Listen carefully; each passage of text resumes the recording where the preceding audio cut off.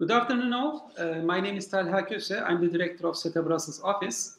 So today we're going to touch a very important topic and very timely topic, which is also a consequence of the ongoing war in Ukraine and Russian involvement or Russian intervention in Ukraine.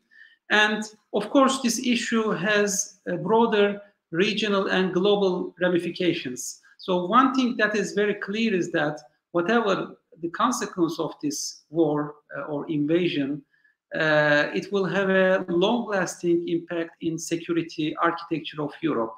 And this will definitely have significant impact in the Black Sea and also Mediterranean and Eastern Mediterranean regions. So all the neighboring countries, and especially Eastern Europe, Black Sea countries and Eastern Mediterranean countries are also concerned about this issue.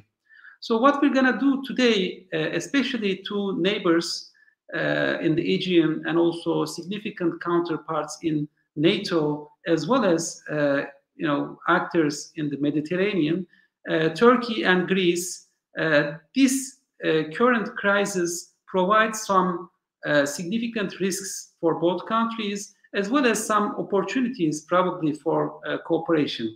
So today we're going to talk about what may be the consequences and what may be the risks and what may be opportunities that may be provided by the ongoing war in Ukraine.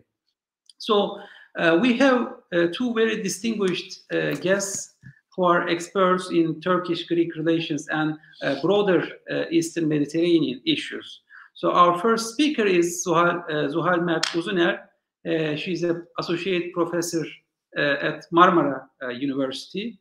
And we have another speaker, George Tzogopoulos, from European Institute in Nice and BESA Center. So both speakers are both academics as well as contribute to daily discussions and think tank issues. So they are very well informed about the ongoing debates. So what we're going to do is we also will accept some questions from the social media. You can follow us from the YouTube as well as other social media environments. So you can ask your question and we will also give you opportunities. So our first speaker is George Tzogopoulos. He will present Greece's perspective, how the ongoing war, Russian invasion in Ukraine affected security concerns and political concerns on Greece, how public perceive this issue, and what may be the possible ramifications. So the floor is yours, George. Welcome. Thank you for accepting. Thank you, Talha. Thank you, SETA, for this kind invitation. It is a great opportunity to exchange views about the new regional and international landscape following the beginning of the war in Ukraine. Just in a few minutes, if I could summarize Greece's main priorities and concerns in the aftermath of the beginning of the Russian invasion in Ukraine. The war itself constitutes very bad news for Greece as for the European Union. Greece, as a matter of principle, is a peace-loving country. And within this context, every military operation, especially one that is taking place in the backyard of Europe, cannot but be considered with high skepticism. And the most important concern from a security perspective is related to the fact that the current competition between the West and Russia is evolving in a period during which Greece had attempted to normalize relations with Russia. I can remind you that in December 2021, Greece's Prime Minister Kyriakos Mitsotakis was in Russia, where he met with President Vladimir Putin, and they both made an attempt to move the bilateral relationship forward, despite the fact that obviously Greece is a NATO and EU member state. Obviously, with the beginning of the war in Ukraine, all this has been frozen as Greece has immediately expressed its support for all the policies of the European Union and the United States. And having said that, I mean that Greece is supporting the policy of sanctions. And at the same time, Greece is supporting Ukraine with humanitarian and military equipment. And it's also very important to mention, when we look at the conflict in Ukraine, that the damage and the drama that is continuing, especially in Mariupol, is particularly painful for Greece due to the fact that a significant part of the Greek community lives there.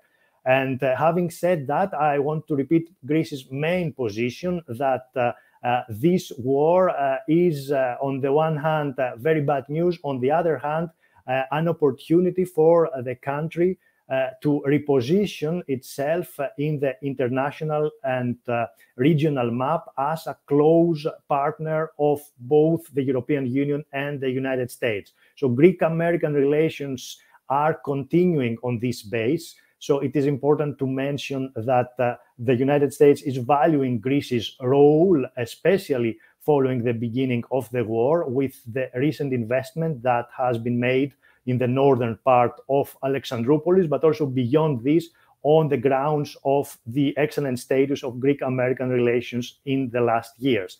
So as far as Greek-Turkish relations are concerned, Greece is monitoring Turkey's position from the beginning of the war. And this also is considered with both skepticism as well as with some limited optimism about a new beginning for the bilateral relations of the two countries. Skepticism is related to the fact that Greek-Turkish problems are diachronic. So in Greece, there is no illusion that the problems will be solved.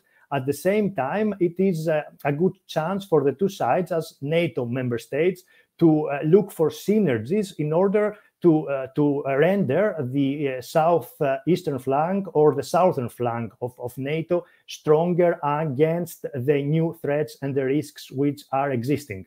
And it is within this context that the recent visit of Greek Prime Minister Kyriakos Mitsotakis in Turkey and his meeting with President Tayyip Erdogan is seen in Greece as an opportunity for the two countries not to solve the problems, but at least to look for new areas of cooperation under the new circumstances, which theoretically can unite both against the common threat. So I finish this with my short introduction. I'm at your disposal for new comments in the next minutes.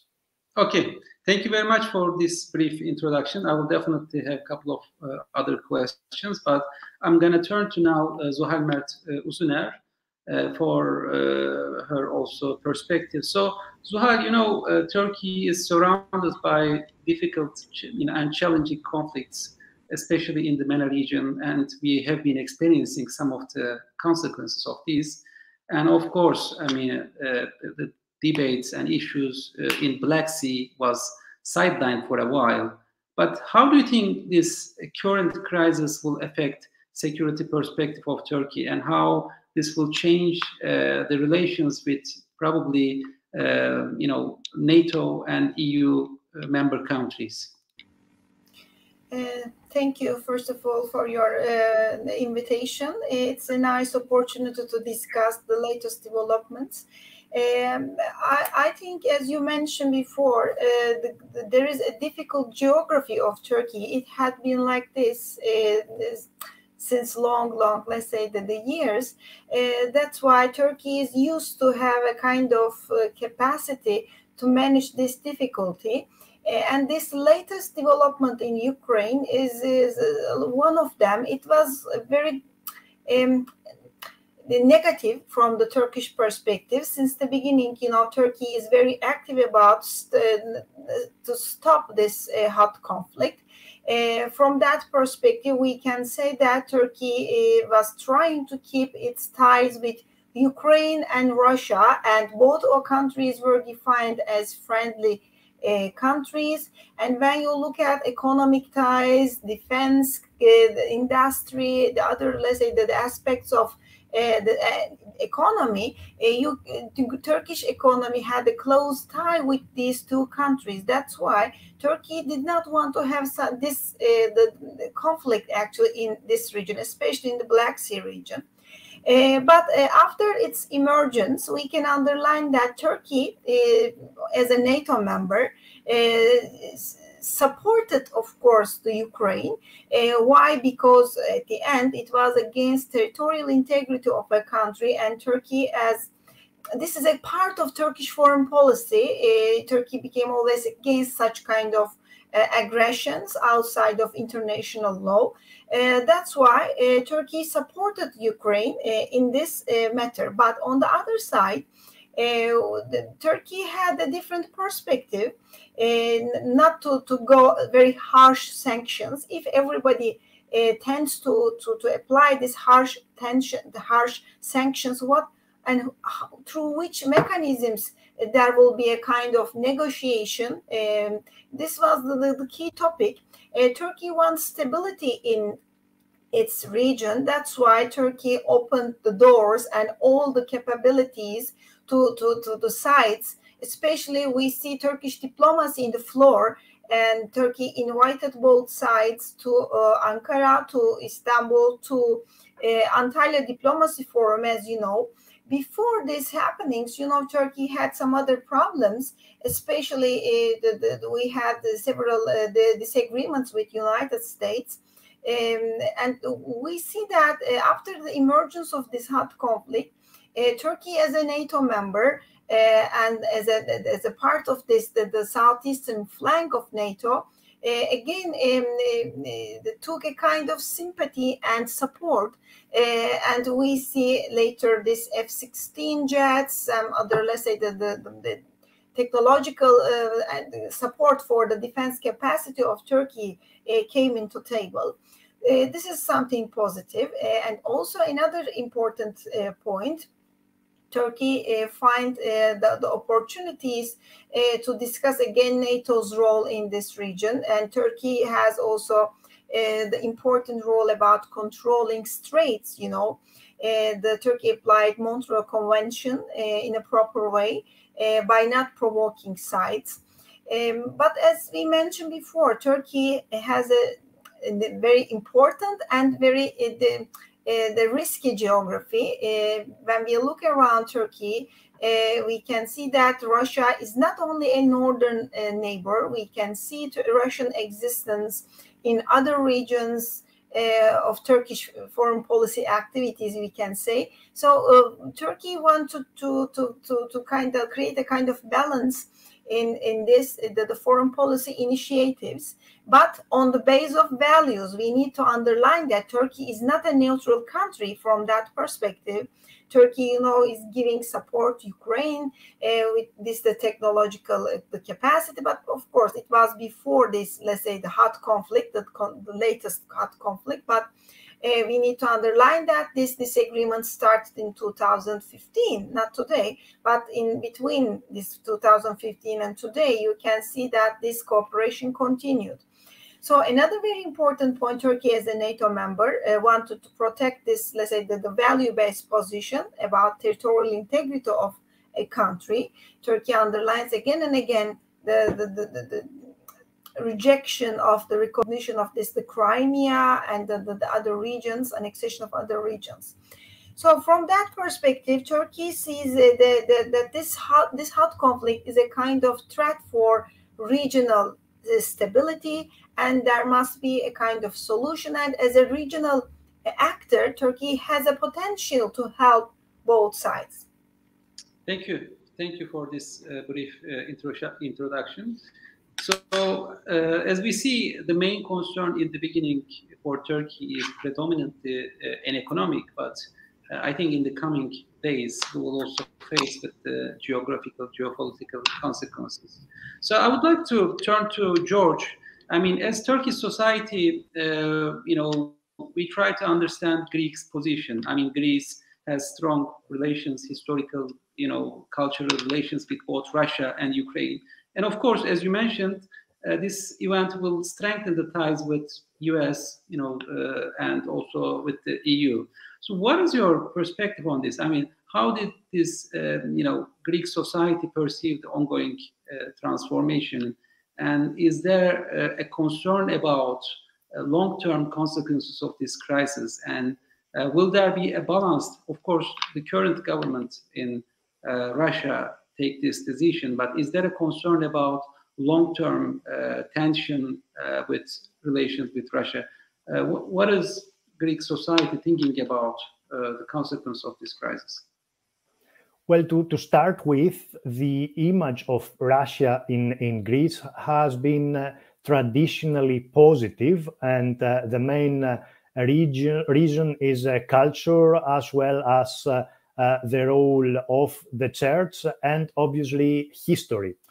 Nevertheless, it is crystal clear that the beginning of the war is seen by the Greek society, the majority of Greek citizens, in a negative way, because the way the Russian government has decided to solve its problem with Ukraine is considered as unacceptable by both the Greek government and the majority of Greek citizens who are participating in relevant polls. And also, having said that, the majority of Greek citizens see the support that Greece provides to Ukraine in a rather favorable way. I cannot speculate up to what extent this support will remain in the medium and long term if the conflict persists, but for now I can rely on data that we have at our disposal in order to analyze the position of the Greek society. As far as the war itself is concerned, the most important priority of the Greek government and citizens themselves are obviously energy prices. So geopolitically speaking, the Greek government, Greece in general, irrespective of the political spectrum of the government, has tried over the previous years to reduce what is being called in the European Union the dependency from Russian energy resources.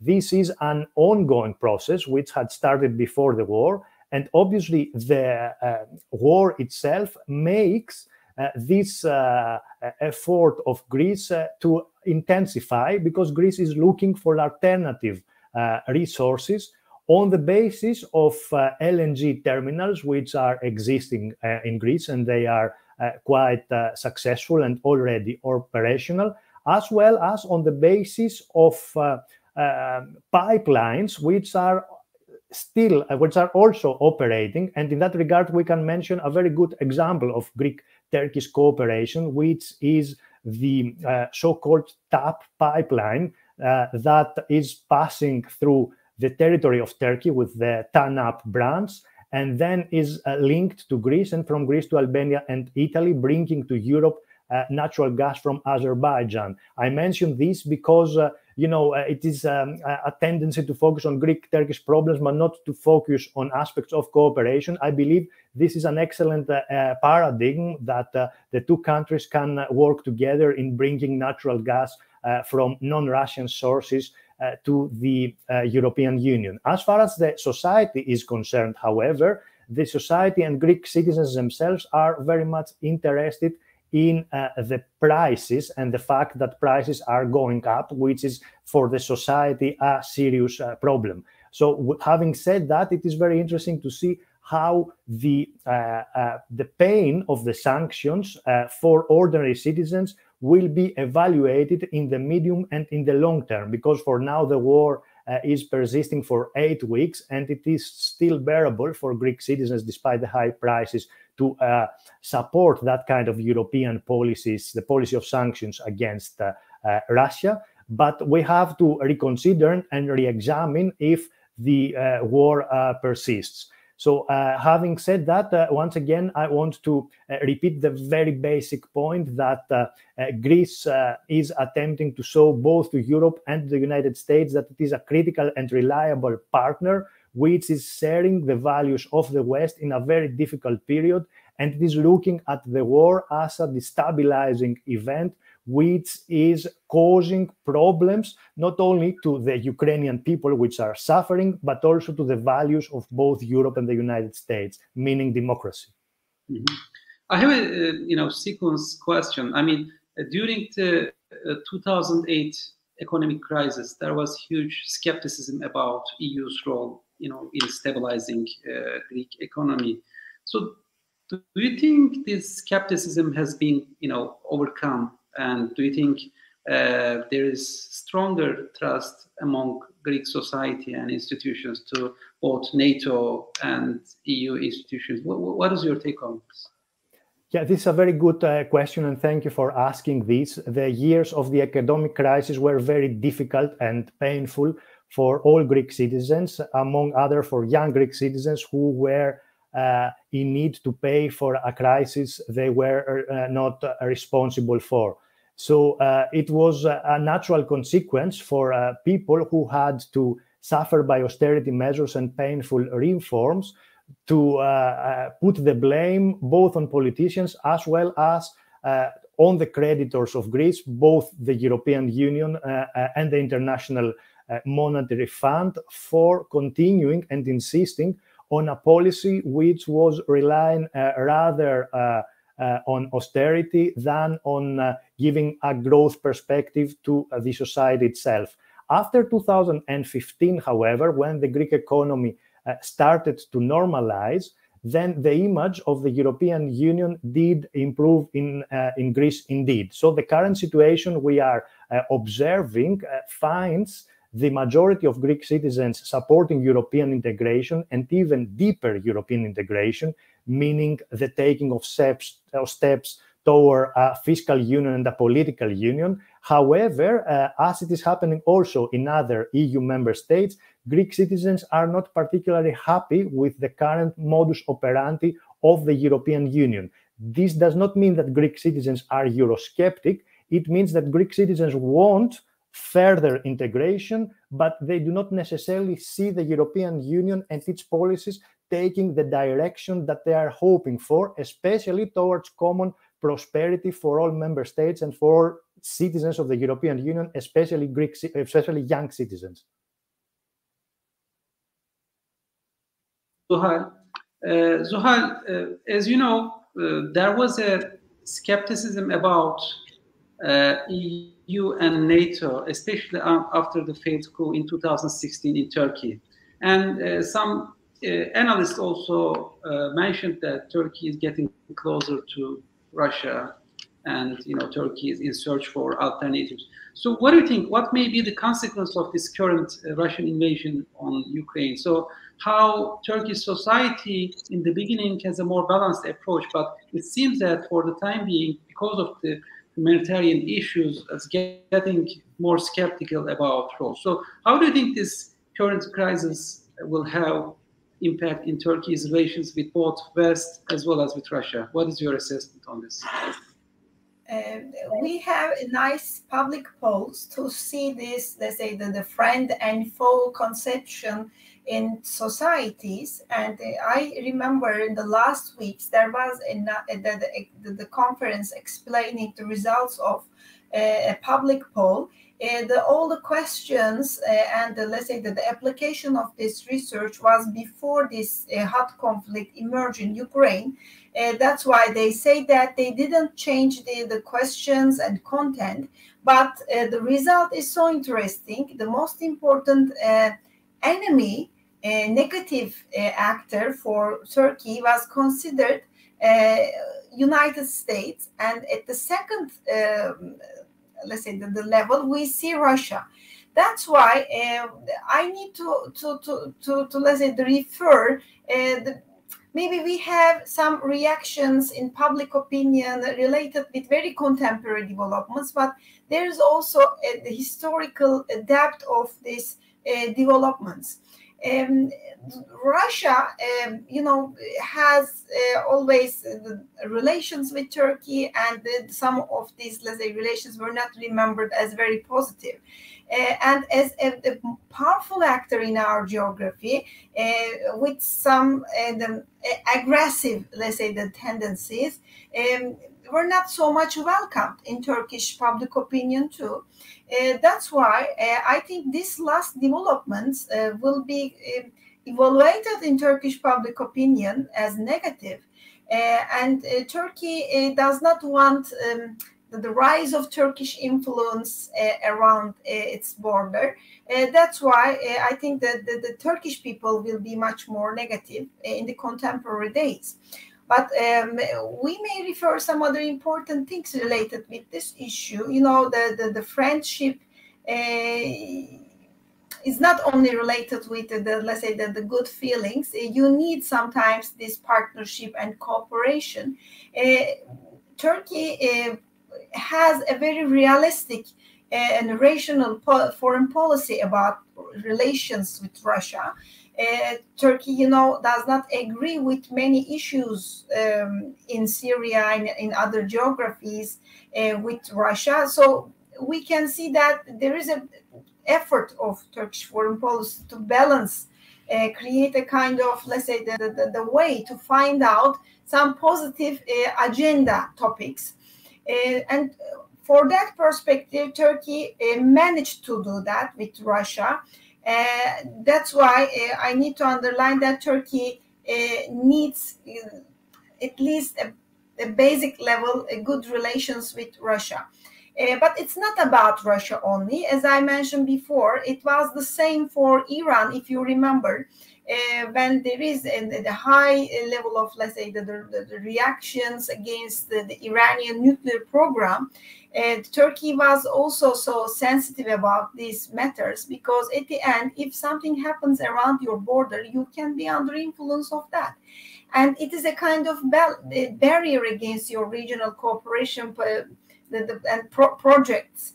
And this is somehow declining your potential for economic growth or the regional power. So that's why Turkey wants to find a way to solve these problems. And on the other side, we see that this war created a good opportunity for Turkey coming closer again with the Western allies, with EU countries, because Turkey was trying to show how much important to integrate Turkey into these energy projects. With TANAP and TAP, it was very obvious. And now Turkey may offer an alternative route, a cheaper, much feasible, much the easier route for the energy cooperation. So I think this can be also a nice opportunity for Greek-Turkish rapprochement by creating, let's say, the energy base for the starting point.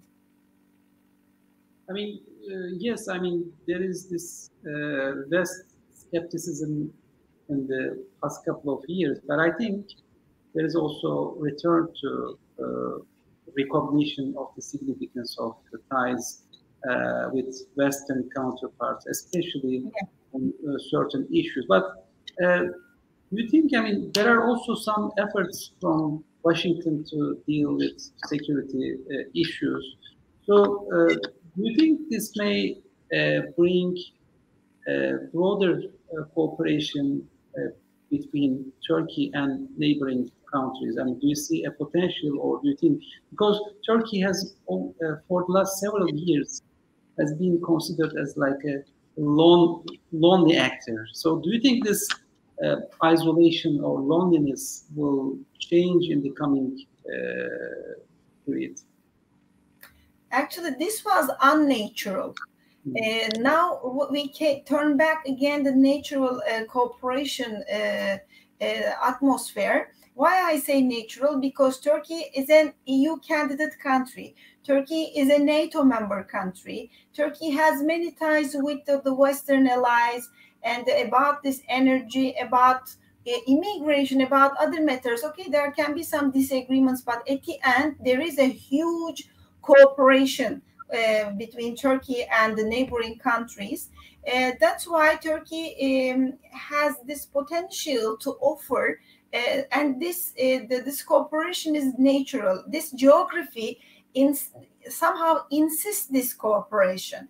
When you look at Turkey's potential in Central Asia, it is not only about energy transportation. It is one of the most important part right now, because we are talking about finding out a way for transferring Turkmen gas, or more the lesser gas, through the existing pipelines. But it's not only about gas, it is also related with the rising influence of Asia in world politics. And again, Turkey is a very important strategic ally for realization of this influence inside the Central Asia.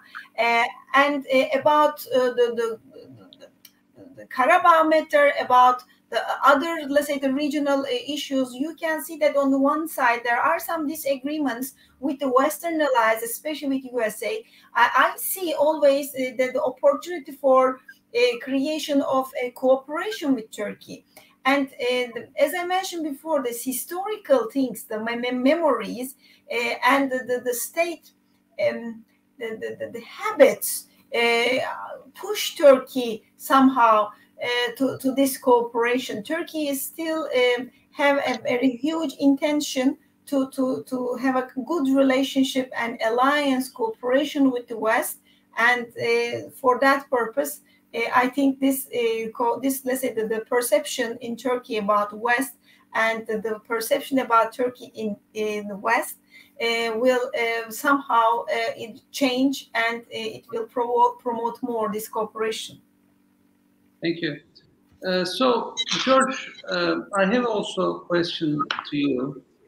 Turkey has been militarily active in the region, so involved in Azerbaijan, Armenia issue, in Libya, and in some other places. And in the recent crisis, there is strong cooperation between Turkey and Ukraine, but at the same time, strong diplomatic ties between Russia and Turkey, and trying to play the mediator role. So how Turkey's role is perceived, especially with this current crisis in Greece? I mean, does it create some concern? As far as we follow from Greek media and some politicians, there are some skepticism, but at the same time, positive comments are coming. So how do you think this current crisis affected Greek society's, Greek politicians' perspective on Turkey? Well, yes, this is a very important question, especially as far as the role that Turkey attempts to play in the neighborhood, in the Mediterranean, as well as in Central Asia. And you have nicely pointed out that there is a concern and skepticism in Greece about these issues. And these are obviously parameters that Greece is discussing with its partners at the EU level, as well as with the United States. And as far as Greek-Turkish relations in particular are concerned, we all know very well that the problem for the two countries is relevant to the lack of delimitation of maritime zones in the Eastern Mediterranean. And what is highly interesting is that both countries have decided to delimit maritime zones with some of their neighbors, Turkey with Libya and Greece with Egypt. But the problem is that the maritime zones themselves, or part of the maritime zones, according to these two agreements, do overlap. So from the moment the maritime zones do overlap, this itself means that there is a problem that somehow needs to be solved in a diplomatic way, in a political way, through peaceful negotiations and on the basis of international law and the law of the sea. Greece, from its perspective, considers the agreement that Turkey signed with Libya illegal, and at the same time, Greece is very much concerned about the general presence, military presence of Turkey in this country. Obviously, as long as the Cyprus question remains unresolved, and I cannot be optimistic about any breakthrough anytime soon, it is very difficult to envisage a neighborhood where the problems, at least the maritime zone problems, which are complicated, but they are not as complicated as the resolution of conflict itself is concerned, both in Cyprus as well as in Libya. So from the moment that we seek to achieve a minimum level of understanding in the Eastern Mediterranean, what is required is for some breakthroughs, at least in the area of maritime zones, to be achieved in the medium or long term. As far as Greek-Turkish relations are concerned, it's very positive. I think this is the sentiment in both countries, that the exploratory talks have resumed for a period of a few months already. However, the problem is that every time dialogue is taking place or is evolving within this format, we rather are talking about a dialogue of the deaf. And that's why I'm not very optimistic about breakthroughs in the medium term between our two countries. What can be done, however, in my opinion, is at least to rely on some positive elements that we can introduce to the bilateral relationship. It is certainly positive, at least at the economic level, there are opportunities. So I do not know whether this is a sustainable model for the long term, just to focus on some areas of cooperation where cooperation is possible, and set aside the issues where no compromise is to be expected. But I believe that if we are to be pragmatic about our understanding of the Eastern Mediterranean, this is a way forward that can be expectable and at least is based on a realistic understanding of the situation. A follow-up question. So we don't expect a solution of the Cyprus issue in the short term. So, of course, in the medium and long term, there may be a possible solution. But it seems that for the next couple of years, it seems that it's a bit locked. So do you think there's an interim solution or gradual solution that would allow parties to work together? So, I mean, if we wait until the solution of the Cyprus issue, then it will take a long time, an acceptable solution to both parties and EU. So do you think the cooperation, especially in the energy and economy, is possible with some interim solution, or are there any alternative solution? Do you see some kind of change in that regard?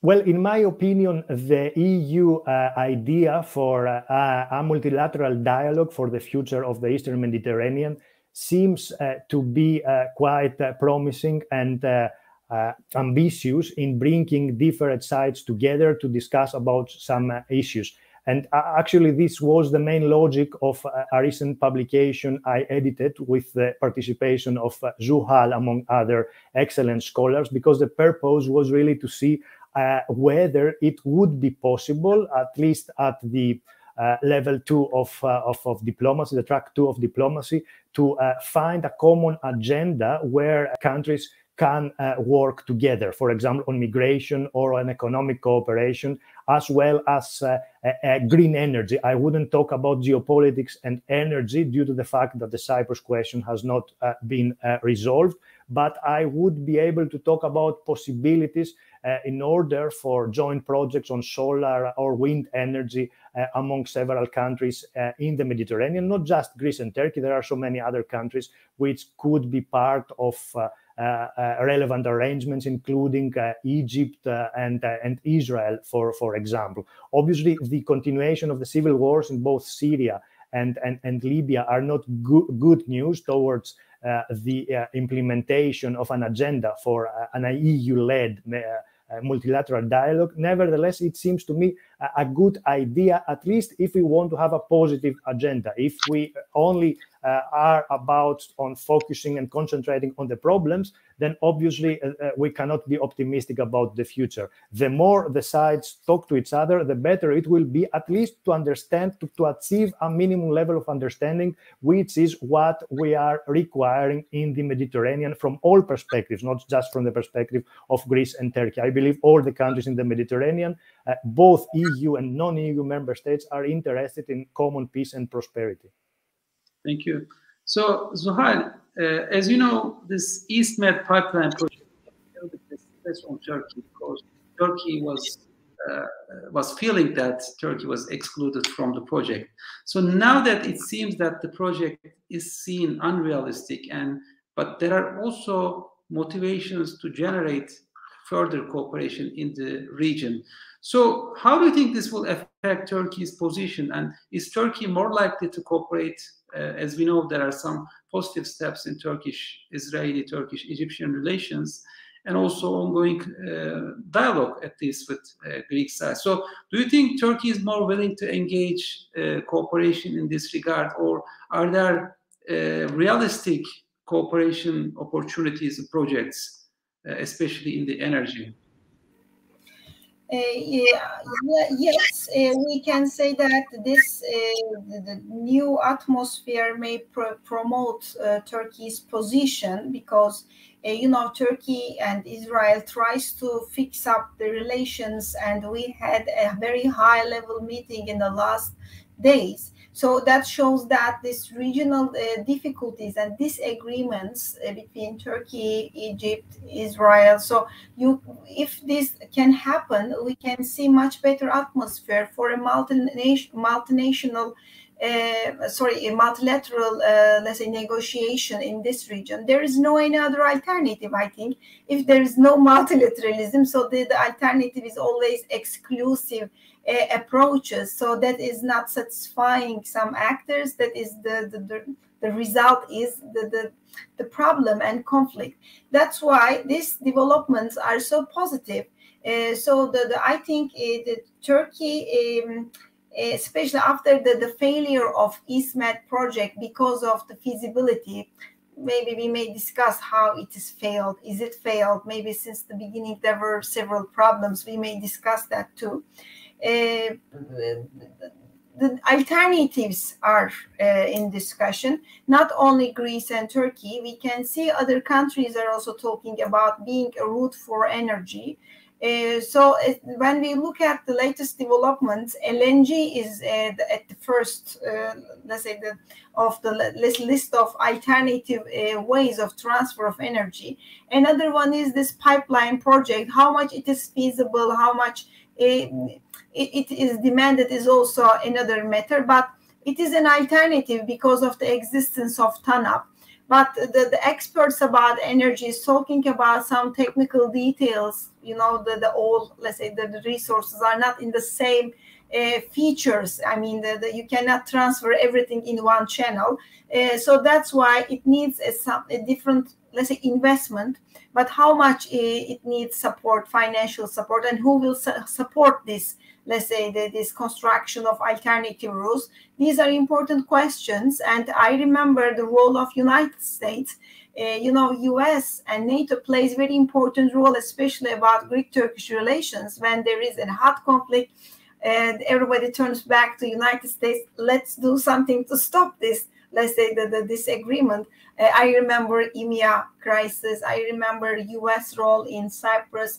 So the US, as an active actor in this geography, may create alternatives for this, let's say, the new atmosphere.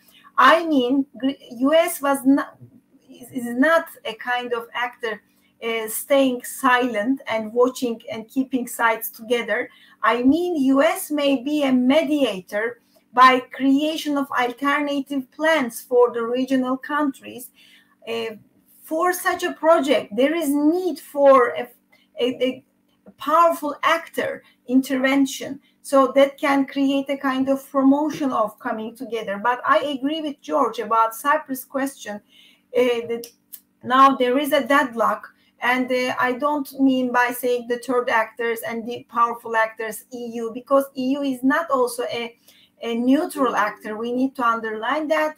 Now we see that the Cyprus, the Republic of Cyprus, the southern part of Cyprus, is a member of European Union. So only United States stays in our hand, and NATO as a platform of this alternative paths, and with the importance of NATO, rising importance of NATO, US may have this intention, and I see that is somehow possible, but in which form it will be, I don't know, but there may be a kind of mediation of United States.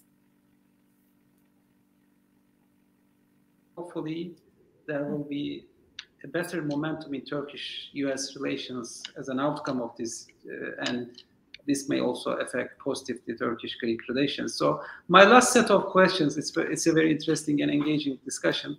My last set of questions, of course, George, if you're in a position to suggest some confidence-building steps between Turkey and Greece, of course, both countries will be affected negatively because they have strong economic, energy, and tourism relations with Russia, and as well as Ukraine. So this also brings more stress for both countries, economically at least.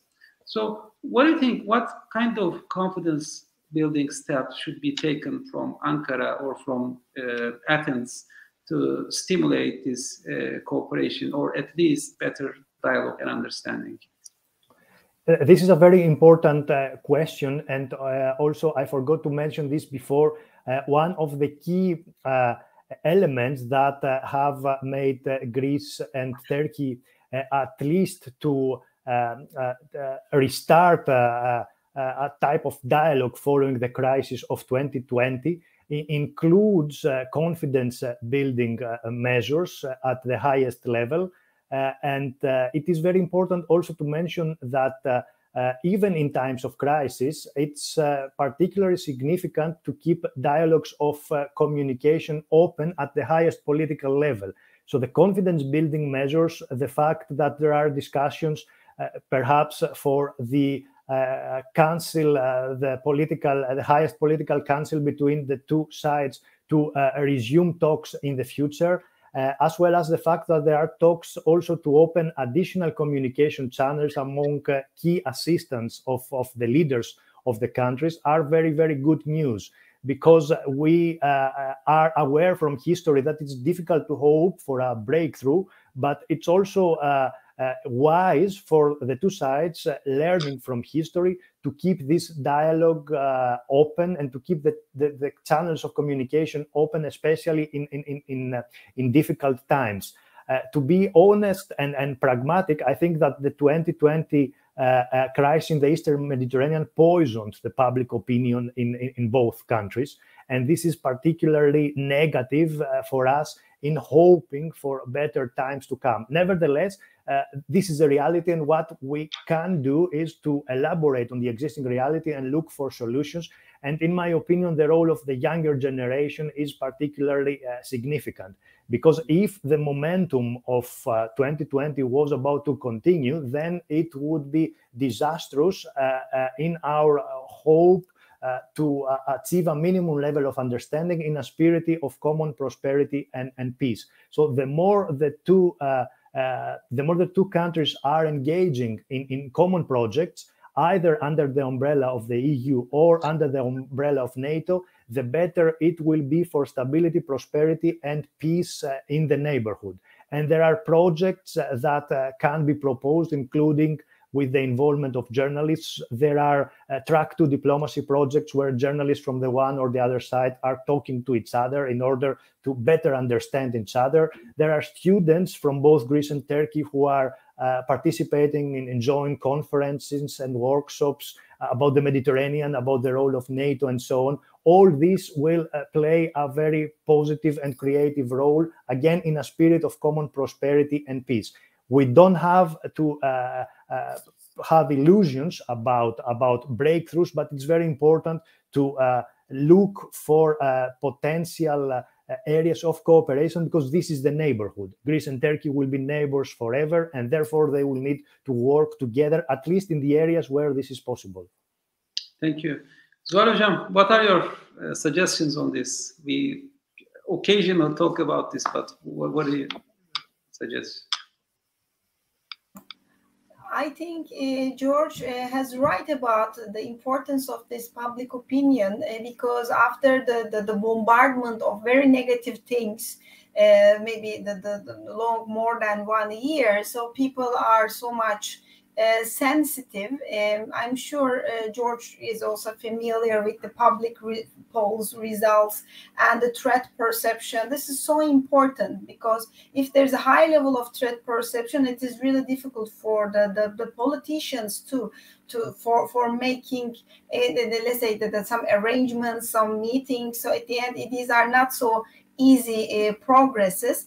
I agree with George, especially about the young generation. The bringing people together is really functioning. We have a good example of Erasmus, and we have many visiting students coming abroad.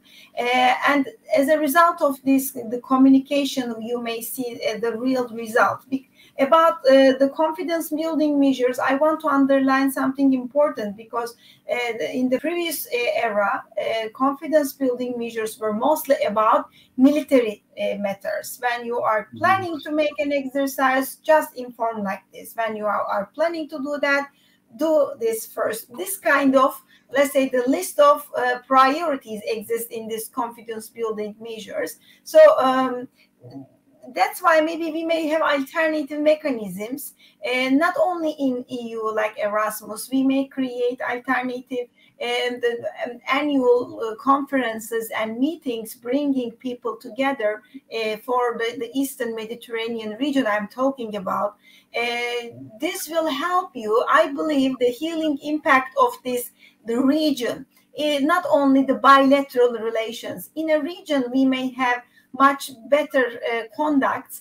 That's why this can be an alternative framework for us to cooperate, I think, these Eastern Mediterranean initiatives. Thank you for these suggestions, recommendations. We also, yes, I mean, this Russian invasion of Ukraine is a terrible development. Definitely, it will have significant impact on both, Greece and Turkey.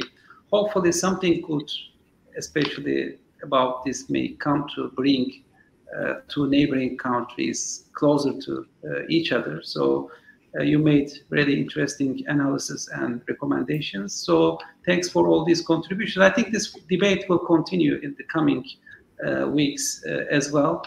So thanks for your contributions. And for those who missed the live broadcast in the social media, we will also post it in the YouTube channel of SETA, so you can follow also the video. I would like to thank all our followers and contributors. Thank you.